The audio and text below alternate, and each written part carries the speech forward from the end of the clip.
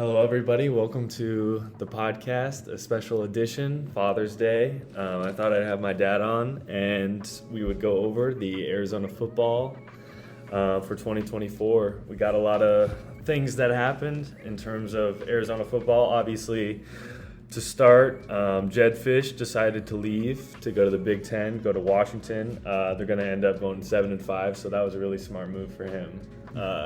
We sure don't miss him at all. We got Brent Brennan from San Jose State. You mentioned to me that they were the runners-up or almost made it. Actually, yes, Justin. Again, I want to thank you. This is a very nice Father's Day gift I get to share with you in my debut in the YouTube business. As far as San Jose State, yes, they were actually tri-champs in the Mountain West Conference last year. And the trouble is they lost out in the tiebreaker to the other two teams, and they got to play for the Mountain West title. So, again, only one can be the champion, so they were really second. So the other team got to go, but San Jose State did go to a bowl, and Brandon, of course, has ties to the U of A. He was an assistant coach, and his brother went to U of A, and his wife is also an alum, so he's well connected with the school. So we're really glad to have Coach Brennan on board.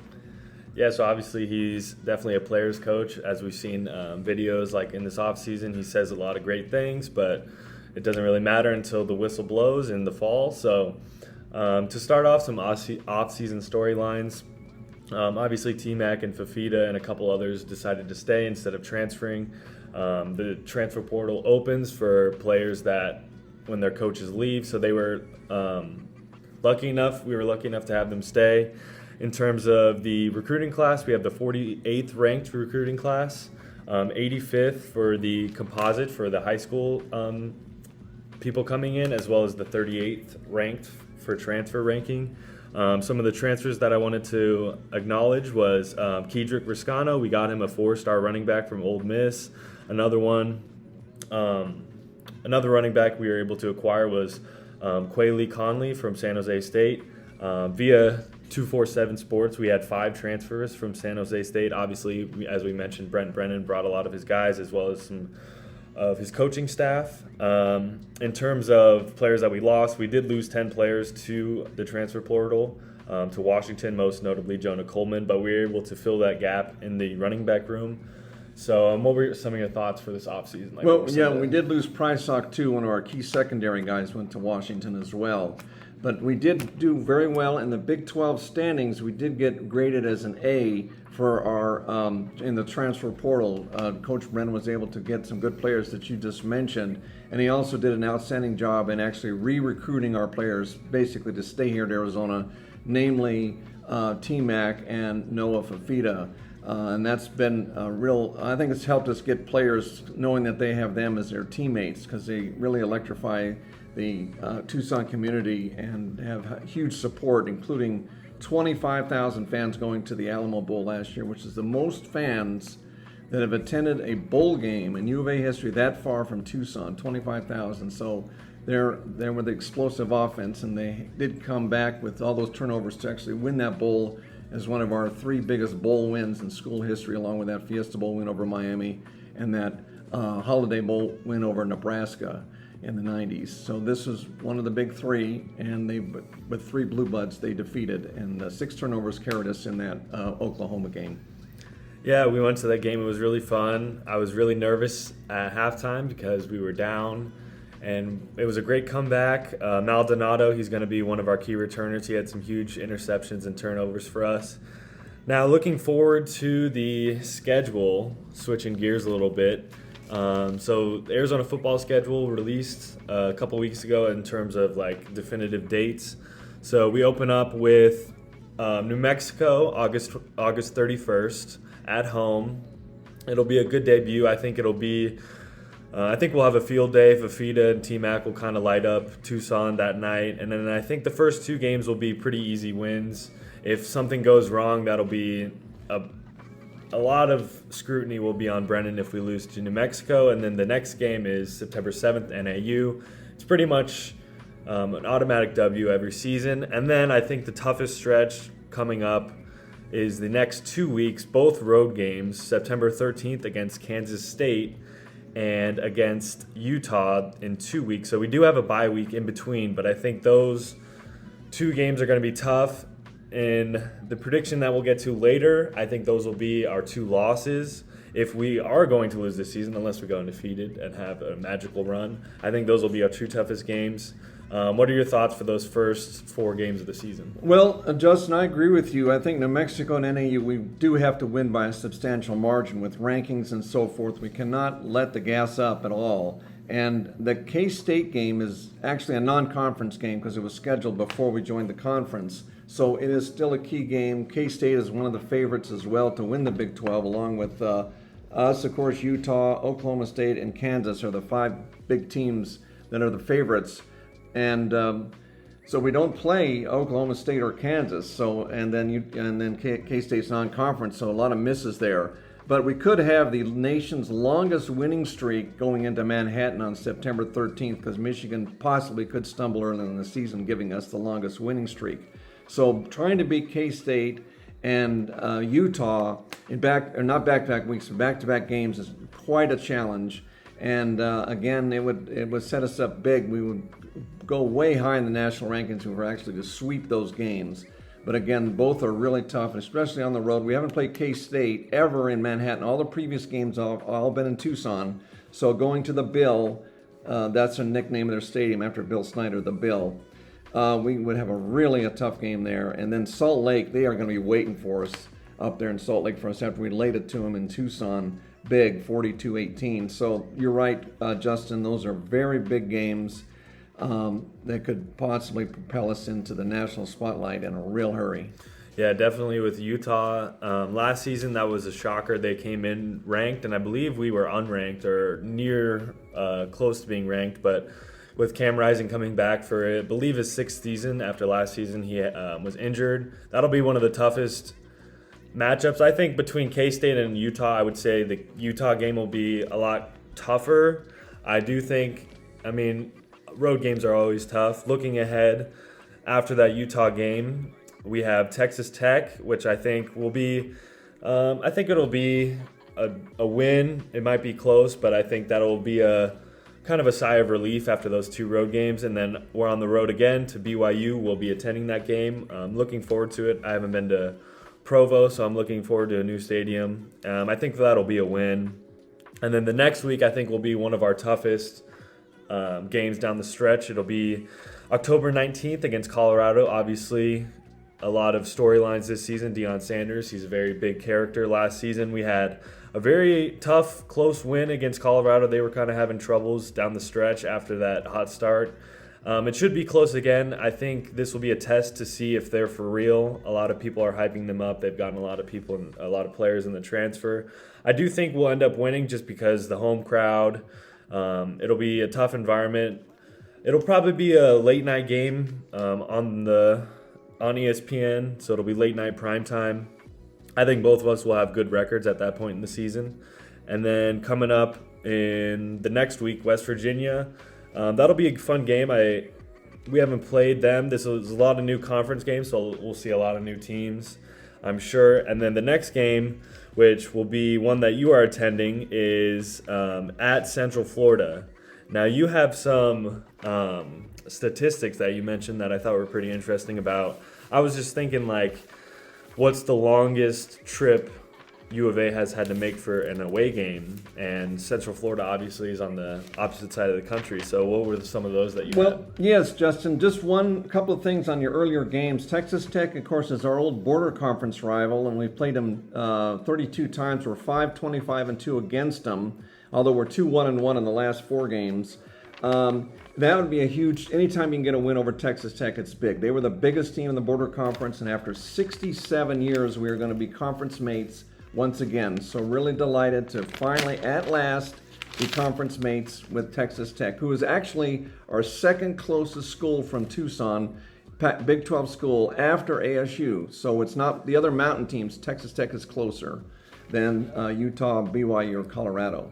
So it's a big game. And then the BYU in Provo is tougher to win. We haven't won up there in a while. Then we played them on the WAC. In fact, a lot of previous conferences we have been with these teams, like Colorado's our second conference now, BYU our second, Texas Tech second, Utah our third conference, and ASU, of course, our fourth conference. So all these teams we played before many times, and BYU, it's a big game going to Provo, and now it's a conference game too. And then CU on the 19th, Justin pointed that out with Prime Time and his son as the quarterback. They make a big splash, and a lot of people are hyping up Colorado to be really good this year. And of course, West Virginia, along with Cincinnati and UCF, those Eastern Time Zone teams, it will be our first meeting when we play them. We're going to play West Virginia for the first time this year and UCF for the first time. And Cincinnati will be coming up on our schedule.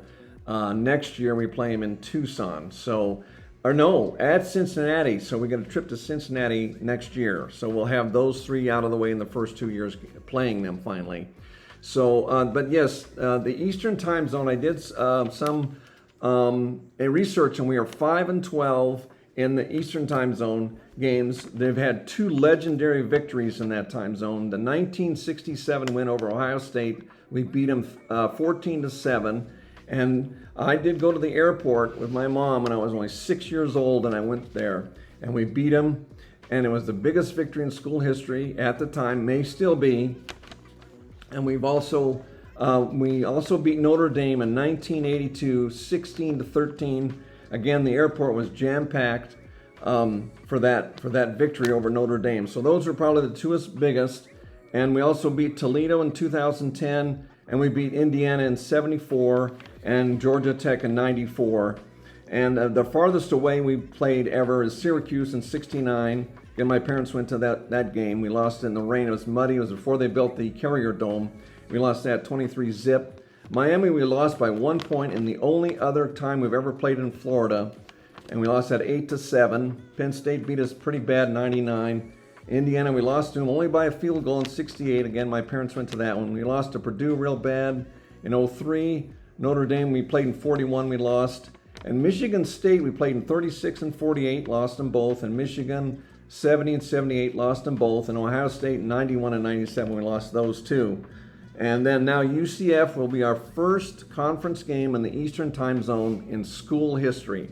So it's a monumentally huge game. And incredibly, plane tickets out there are not that expensive to make a cross-country trip. So it's incredible to go that far to play a conference game on an economical, if you're on a budget on that. It's really good. So very, very, very historic game against UCF. It's one of the largest schools in the country because ASU, Texas A&M, UCF, and Ohio State are the four largest schools in the country. And UCF is the newest school by far. They were founded in the early 60s, and that's got like 80,000 students. So it's mostly new buildings, but it is a huge school there in the eastern section of Orlando.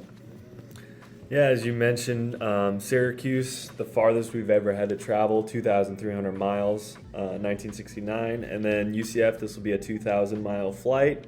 So I think, as we mentioned earlier, the two biggest and toughest games will be at Kansas State and Utah. I think the third toughest challenge will be at Central Florida. I think we'll end up winning that game. It'll be a tough battle, though. You and Mom will be going to that one, so that'll be fun for you guys. And then we'll have another break, another bye week, and then Houston, and November 15th, we'll have them at home. We've played them the last couple of years. I know we had like a home and away. We've had decent success with them. I think we're a lot more prepared, and obviously they are not on the up and up as they were in recent years. And then the next week we'll be at TCU. I think that'll be a fun game. A good way to wrap up the year will be them, and then the next week playing at home against Arizona State. Obviously, we love to play them, a big rivalry game. We took home the Territorial Cup. We hadn't had it for quite a while, it seemed, as the last couple of years. It was tough to buy a victory against Arizona State, but we were able to last year. I have some stats about that later on when we talk about TMac and Fifita. But yeah, do you have any closing thoughts about the schedule? Oh, yes. That Houston game, we played them a couple of times, one in Houston and one in Tucson, and it was when Sumlin was coach, and they had some flooding out there, and we sent them two truckloads of stuff to help them out. when they came here to play, they delayed their season by 1 week, and ours was actually the opener for them. They had the other game got flooded out, so they did send them 2 truckloads. So good act of sportsmanship by the U of A. And TCU, that's in Fort Worth, and looking forward to that game as well. Again, we have only played them a few times, but again, it's a good opportunity. Again, one of our new Big 12 teams, and being we have 4 Texas teams, it's likely we'll get a trip to Texas every year. So with our trip to San Antonio last year, we're going to get used to trips to Texas. So that was just a prelude of that when we played OU in the Alamo Bowl. And of course, ASU is always a big game. Being that we won by a substantial margin last year, I'm really concerned about this. They are really going to be ready to play, so we have to be at our level best against ASU because of what happened last year. Because when we beat them pretty bad in 46, they used that as motivation, and they won by some fairly large margins in the 50s and 60s. So we have to remember history, and they have to remember that 46 game, and now remember this past game. So I'm sure ASU will be ready. But yeah, that's pretty much a wrap on that, Justin. Yeah, so moving on from the schedule, I predict us to go 10-2. What would be your prediction for the year? Yes, I'm glad you mentioned that, Justin. I think it may not necessarily be Utah and K-State we're going to lose, but it could. I'm guessing 10-2 also. The UCF is going to be a problem. That's 3 time zones away, because if they play a noon start in Orlando, that's 9 in Tucson. And so trying to play a game at 9 in the morning is just not in your thoughts. So we could get down 21 zip early and finally get going, but not have enough gas in the tank to pass them. So that's a potential. And TCU could be a real stumbling block down there because we could be looking ahead to Tempe. So it could be 10-2. And the big problem is, with all these teams I mentioned, we could tie for second place and get nosed out of the Big 12 title game, much like Oklahoma did last year. They tied Oklahoma State for second and got nosed out. So we could be in a tie with KU and Oklahoma State or K-State or whatever, and say 5 of us are running for the first 2 spots, only 2 get to go. So 3 of us will have to go to other bowls. So I figured just I'll show good sportsmanship and endure whatever we get and go to every bowl we can and just be happy we got a bowl. So that's my take on it. But I know it's going to come down to a tiebreaker. I doubt it'll be 2 outright teams that'll go. It's going to come down to a tiebreaker. I guarantee it. Yeah, I would have to agree. In terms of this next season, some preseason awards came out. Tedero McMillan, our most coveted recruit from the highly touted 2022 recruiting class, he was named to Phil Steele's first-team All-American as well as first-team All-Big 12. Obviously, he's one of our best, if not the best player on our team. As well as Jacob Manu and Takario Davis. We were able to keep them from transferring. Obviously, TMac and Fifita and Manu and Davis and a lot of other players could have transferred, but they decided to stay. So I'm hoping they have great seasons. They were anointed the third-team All-American as well. And then Tyler Loop, our kicker, he's been really consistent. He was able to win us the game last year against Colorado, as well as an offensive lineman. We're allotted the first team All Big 12. And then shockingly, Fifita was named to third team All Big 12, which I think he'll be in the running for maybe a Heisman finalist, if not one of the best quarterbacks in the Big 12, putting it lightly. And then obviously we have some others in the third team All Big 12. We're a talented team. We have Josh Baker and Traden Stukes. And then also what I wanted to mention was TMac has some records that he is in contention to break. Bobby Wade from the early 2000s holds the single-season receiving record with 93. And last season, McMillan and Jacob Cowing, who's now a 49er, both had 90 receptions. Bobby Wade had 93. So they both were there, but now with Cowing graduated and on to the professional leagues, I think T-Mac could break that record. He could have a lot more opportunity to shine. Some other records that I thought were worthy of noting, career receiving yards. Bobby Wade, as I mentioned, has another record with 3,351 career receiving yards, and T-Mac is 8th on the list with 2,104. So he's got he's got to have a 1,000-yard season plus some extra to break that record. He did that in only 2 years, while Bobby Wade did it in 4. So obviously, TMac could break that record. And I'm mentioning all this because I think, as a lot of you know, TMac probably will end up in the NFL after this season. He's going to be a junior, so he'll be eligible. Fifita, on the other hand, I'm not sure if he'll go after the NFL just because of his stature, but I think if he has the opportunity, I think both of them could be on to bigger and better things after this season. I'm hoping that that's not the case, but I mean, I wish them the best. Some additional records that TMac could break: some single-season receiving yard record. He almost broke last season. Dennis Northcutt in 1999 went for 1,422. TMac was 20 yards short last season, so he might be able to break that. If he breaks that, then obviously he'll break the career receiving yards. And then some single-game record that he could break is the receiving yards in a single game.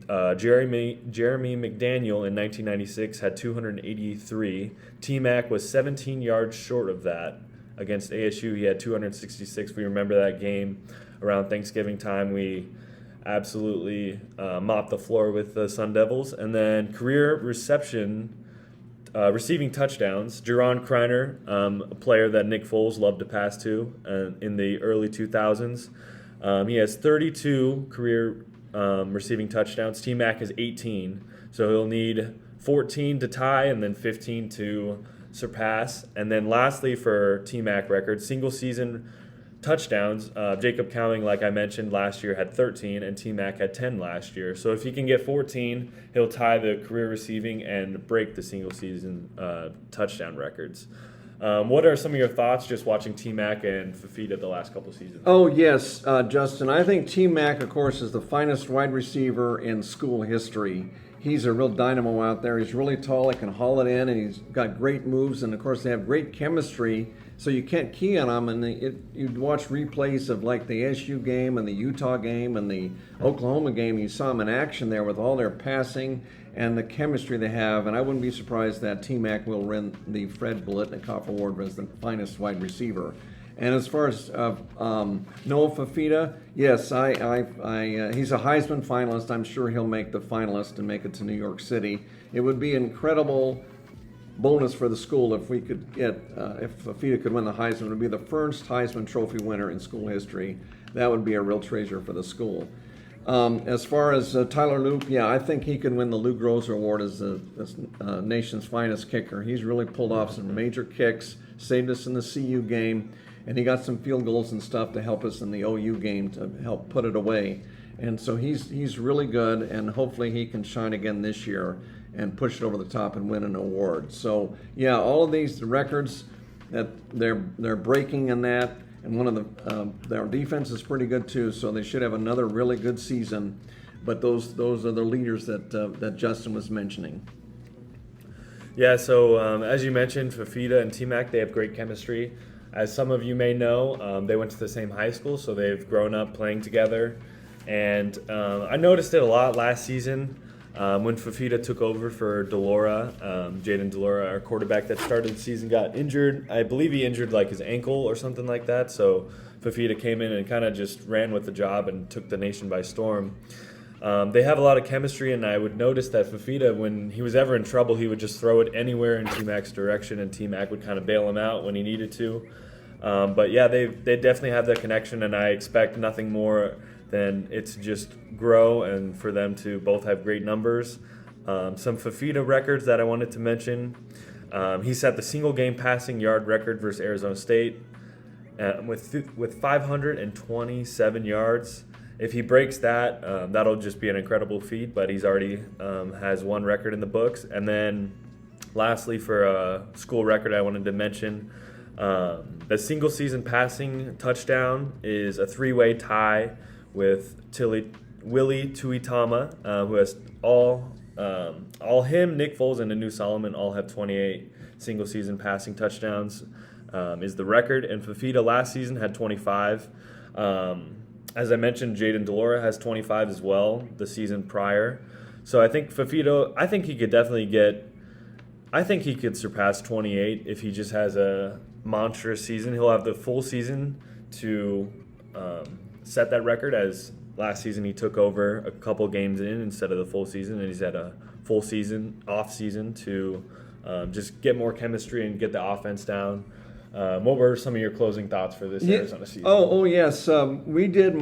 Susan and I had the opportunity to go to Palo Alto to Stanford. We'd never been there before, and we knew it was our last chance because we were leaving the Pac-12. And we did see Fifita come out because, as you mentioned, JDL did get hurt, and Fifita got the ball, took us right down and scored, and we hung on and we won by 1 point. So Fifita, you can tell a star was born that night. And after that, they only lost the 2 close games to Washington and USC, and then after that, they ran the table. So, and now have this nation's second longest winning streak, and Fifita's the reason why. And we finished 3rd in the Pac-12, but we saw the star born that day in Palo Alto, and that was an incredible trip. And our last time ever to play Stanford. Yeah, and do you have any closing thoughts you wanted to mention for this Arizona season? Yes. First off, we wanted to cover just one season. I mean, there's future football schedules for quite a number of years, but just to brief everybody, for next year, our home games are Kansas State. We have them here. That's a conference game. We've got BYU at home and Baylor at home. First time we haven't played BYU or Baylor since like the Sun Bowl in '92. We lost to them by like 6 points or so. And then Oklahoma State, a big game, the Cowboys. We have played them recently. And then KU, first time we played KU since the 60s. So it's a long time coming. We get to see KU finally.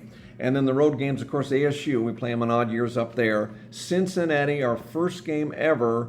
We get to play them at Cincinnati, and I'm hopeful I can go to that trip. Of course, you fly into Kentucky and then go over there, so you get to hit 2 states on one trip. CU, of course, in Boulder. That's always a big game. Houston, first time since about the floods I talked about earlier, we get to play them. And Iowa State, we get to play in Ames, which is a real nice community, 30 minutes north of Des Moines in Iowa there. It's the first time we played Iowa State since the 60s, so again, another long time coming.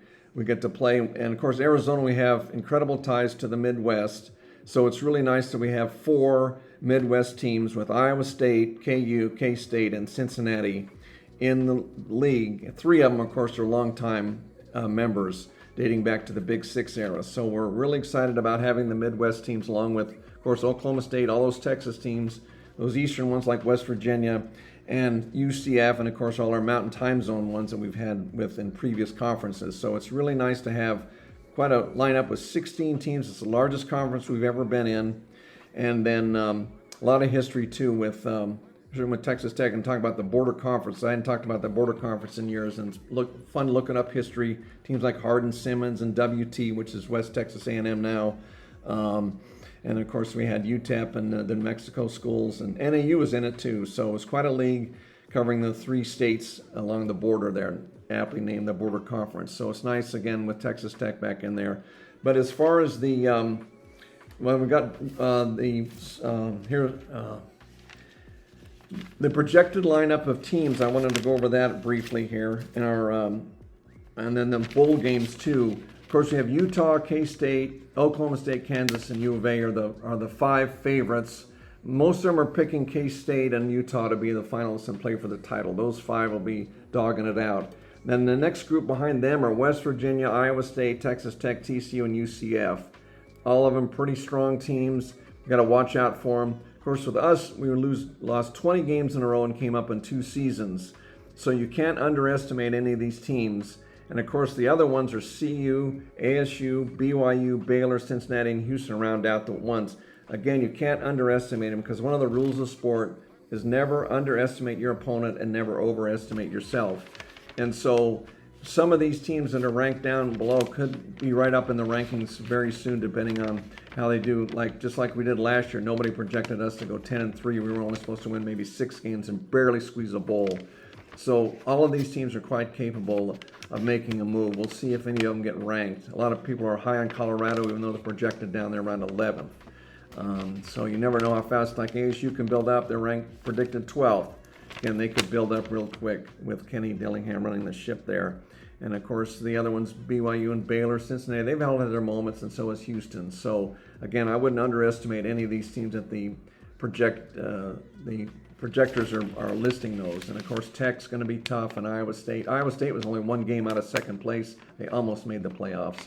West Virginia's tough too, and going to Morgantown is no picnic either. So, and Texas Tech, we haven't beaten them in Lubbock since the 30s, so that would not be an easy trip. TCU, we've got to go to, and UCF, both tough road games.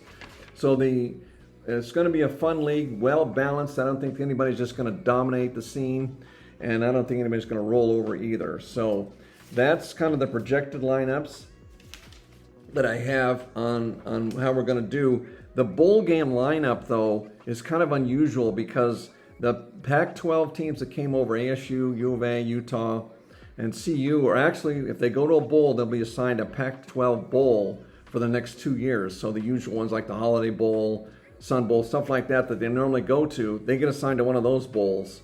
And then after that runs out in 2 years, they'll be assigned a Big 12 bowl if they make a bowl, which is kind of weird, but that's just the way it goes. So, and then also, we went through the projections.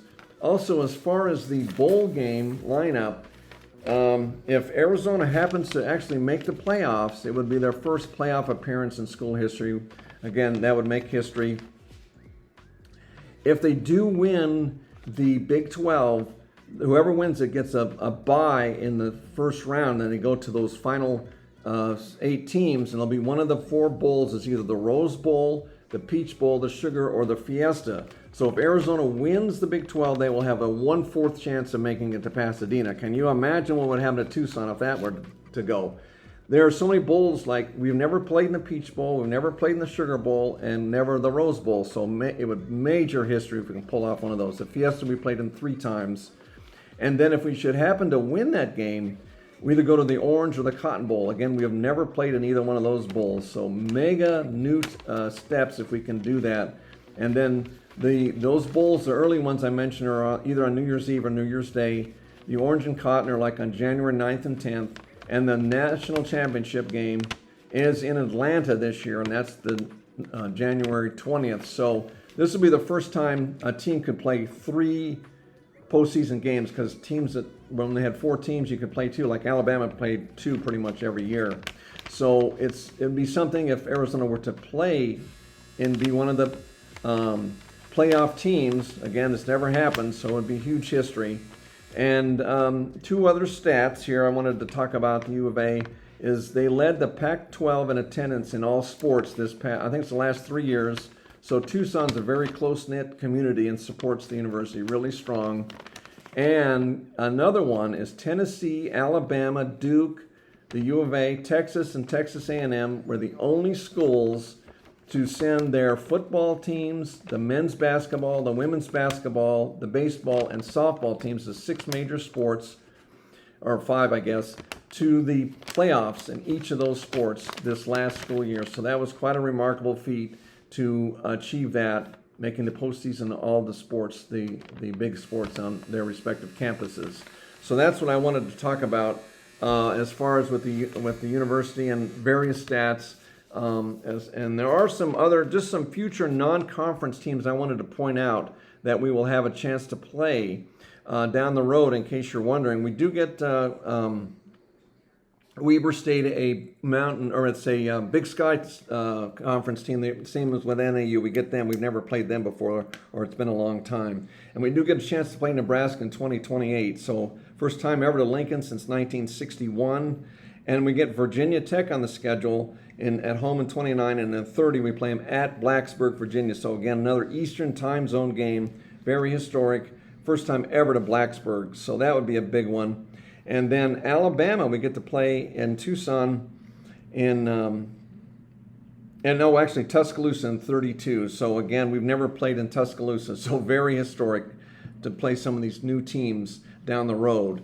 But that's really the ones that really stand out. But I wanted to cover a few on the non-conference slate that they get many years down the road. Some new teams from these faraway places. And that's all I had, Justin. I really appreciate this Father's Day weekend and a chance to share some U of A football and some other sports too, and go over some history and some of the players you talked about and some of the tradition and so forth, and try to cover as much in what we've been able to do. I really appreciate it, Justin, plugging me in. And a big shout out to all of your friends back in Iowa for them helping you with your podcasts and your movies and NCAA predictions and things like that. Shout out to all of them too. Yeah, it's been a lot of fun. Thanks for watching, and thanks for doing this with me. Thank you.